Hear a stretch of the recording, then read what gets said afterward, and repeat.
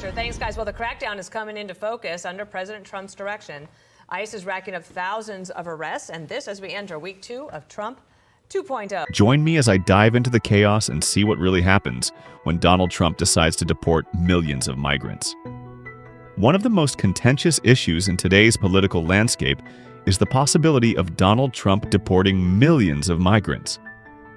The mere mention of it sparks heated debates and strong emotions on all sides. But what would actually happen if Trump were to follow through on his campaign promises and deport millions of people? Mass deportations would have far-reaching implications for families, communities, and the economy as a whole. Families would be torn apart, with parents and children separated, possibly never to see each other again.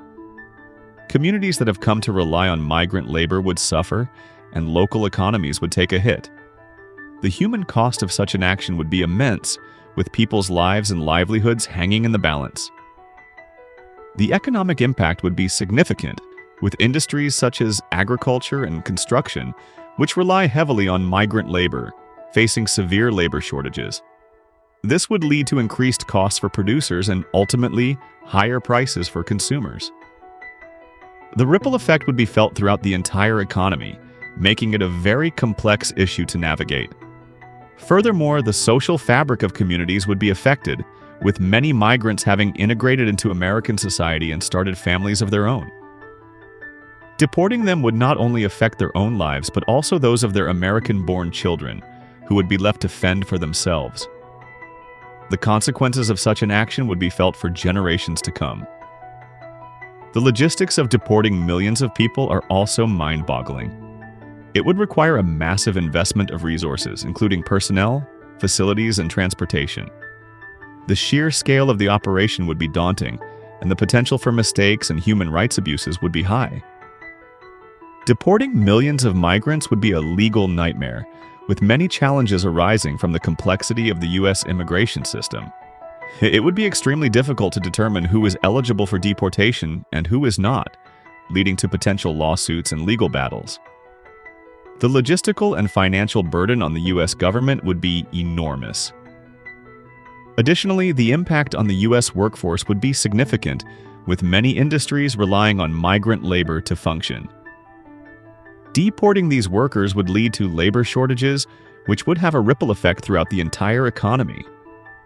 The consequences of such an action would be felt far beyond the migrant community.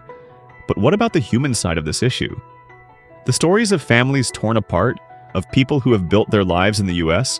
only to be sent back to their countries of origin, are heart-wrenching. They remind us that behind the statistics and the politics, there are real people with real lives and real stories. One such story is that of Maria, a migrant who has lived in the U.S. for over a decade. She has built a life, started a family, and become an integral part of her community.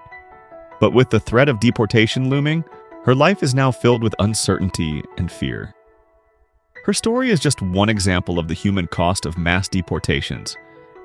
The debate around deporting millions of migrants is often framed in terms of political ideology, but stories like Maria's remind us that this is, above all, a human issue.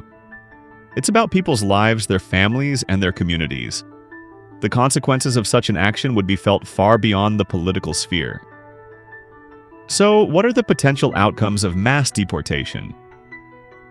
The reality is that the consequences would be far-reaching and devastating.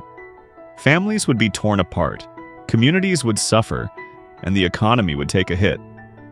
The impact would be felt for generations to come, and the human cost would be immense. And that's where we'll leave it for today. Don't forget to share your thoughts in the comments below.